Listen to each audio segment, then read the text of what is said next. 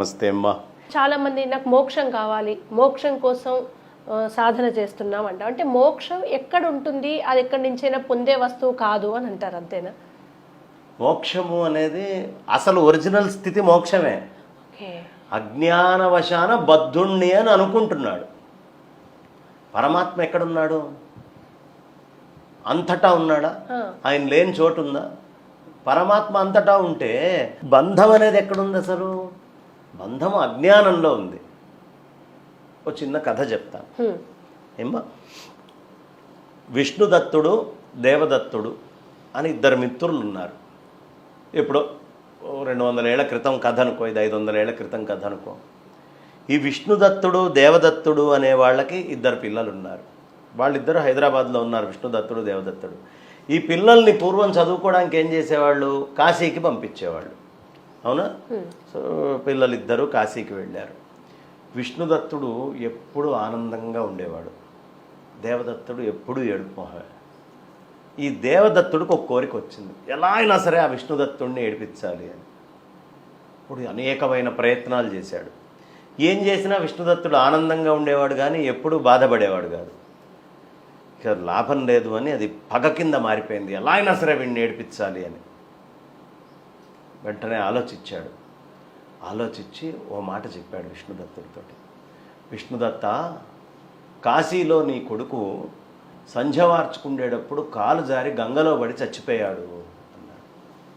ఆత్మావై పుత్రనామాసి. కొడుకు పోయాడు అనగానే మొట్టమొదటిసారి అట్లా ఏడుపు వచ్చింది ఆయన, కంటెంబడి నీళ్ళు వచ్చినాయి. చూశాడు, అమ్మయ్యా వీడిని నేను ఏడిపించాను. సరే ఒక రోజుకి ఎందుకు వదిలిపెట్టాలో, నెలాగి నిజం చెప్తాం అని ఓ 1 రోజులు ఏడవని వీడిని అని చెప్పి 1 రోజుల దాకా నిజం చెప్పకుండా హాయిగా వెళ్ళి ఇంట్లో కూర్చొని ఆనందంగా వాడు ఏడ్చాడు అని వీడు తృప్తిగా భోజనం చేస్తున్నాడు. కానీ వీడు ఏ క్షణం అబద్ధం చెప్పాడో, ఈ నిజంగా దేవదత్తుడి కొడుకు ఎవడైతే అబద్ధం చెప్పాడో వాడి కొడుకు అక్కడ గంగలో పడి చచ్చిపోయాడు. కానీ ఆ రోజుల్లో వార్త రావాలంటే 1 రోజులు పట్టింది. వీడు ఆనందంగా ఉన్నాడు, దేవదత్తుడి కొడుకు. ఎవడి కొడుకు అయితే నిజంగా చచ్చిపోయాడో వాడు ఆనందంగా ఉన్నాడు, ఎవడి కొడుకు చావలేదో వాడు దుఃఖంలో ఉన్నాడు. 1 రోజులు అయింది, వార్త తెలిసింది. అప్పుడు దేవదత్తుడు ఏడ్చాడు. విష్ణుదత్తుడు బాధపడ్డాడు, అయ్యో పాపం ఫలానా వాడి కొడుకు పోయాడు అని. కానీ తన కొడుకు పోలేదు అనేటటువంటి ఒక ఆనందాన్ని పొందాడు. ఇప్పుడు ఒక చిన్న ప్రశ్న అన్నది, కథ అయిపోయింది, ఇంతే, చిన్న కథ ఇది. విష్ణుదత్తుడు కొడుకు చచ్చిపోలేదు కదా, ఎందుకు ఏడ్చాడు? ఎక్కడ చచ్చిపోయాడు విష్ణుదత్తుడికి కొడుకు? తన మనసులో, తన భావనలో చనిపోయాడు గనక. అంటే అతని యొక్క దుఃఖానికి కారణం ఏది? భగవంతుడిచ్చినటువంటి కొడుక, లేకపోతే అతను సృష్టి చేసుకున్న కొడుక? WWW వరల్డ్ వైడ్ వెబ్ అంటాం కదా, అట్లా మనస్సు లోపల బయట ఉండే వస్తువులని మనం సాఫ్ట్వేర్ పెట్టి రిజిస్టర్ చేసుకుంటున్నాం. అలాగే తన కొడుకు అనేవాడిని లోపల రిజిస్టర్ చేసుకున్నాడు. వాడి ప్రపంచంలో జీవ సృష్టి అంటారు దీన్ని, అవునా?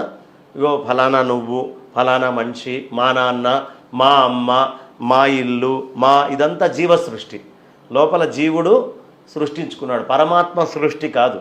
నువ్వు పరమాత్మ సృష్టి అయితే యథాతథం వచ్చేసావు.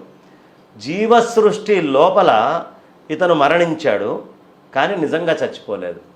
ఇతని మనకు దుఃఖానికి కారణం ఏది? మనం చేసుకుంటున్నటువంటి సృష్టియే. వాడు కొడుకు నిజంగా చచ్చిపోయినా 1 రోజులు ఆనందంగా ఉన్నాడు, పైపెచ్చు వీడిని అబద్ధం చెప్పి ఏడిపిస్తున్నా అని ఎక్కువ ఆనందంగా ఉన్నాడు. వాడి కొడుకు నిజంగా చచ్చిపోయినా వీడు ఆనందంగా ఎలా ఉన్నాడు అంటే, పరమేశ్వరుడి సృష్టిలో వాడు పోయినప్పటికీ వీడి జీవ సృష్టిలో వాడు ఇంకా చచ్చిపోలే, బతికే ఉన్నాడు. కాబట్టి వీడికి దుఃఖం రాలేదు. అంటే మన సుఖానికి కానీ మన దుఃఖానికి కానీ ఈశ్వర సృష్టి కారణమా, జీవ సృష్టి కారణమా? జీవ సృష్టి కారణం. జీవ సృష్టి. ఈ జీవ సృష్టి వల్లే మనకి సుఖ దుఃఖాలు వస్తున్నాయి తప్ప ఈశ్వర సృష్టి వల్ల రావట్లేదని ఈ కథ చెప్తోంది. ఈ జీవ సృష్టిని బాగా అధికంగా చేసేసుకొని మనసు లోపల మనం అనేక విషయాలని తెచ్చుకొని ఓ దానికి బాధపడటం, ఓ దానికి కుంగిపోవటం, ఇవన్నీ మన లోపల మనం తయారు చేసుకుంటున్నాం. ఈ సాఫ్ట్వేర్ అంతా ఎవరు తయారు చేసుకుంటున్నారు? మన లోపల మనం తయారు చేసుకుంటున్నాం.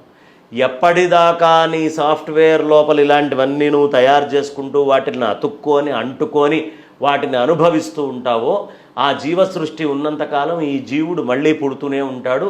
ఆ సృష్టి వాడికి ఏదైతే సంసారంలో కర్మలు ఇవన్నీ వాడు అనుకుంటున్నాడో అవన్నీ అనుభవిస్తూనే ఉంటాడు.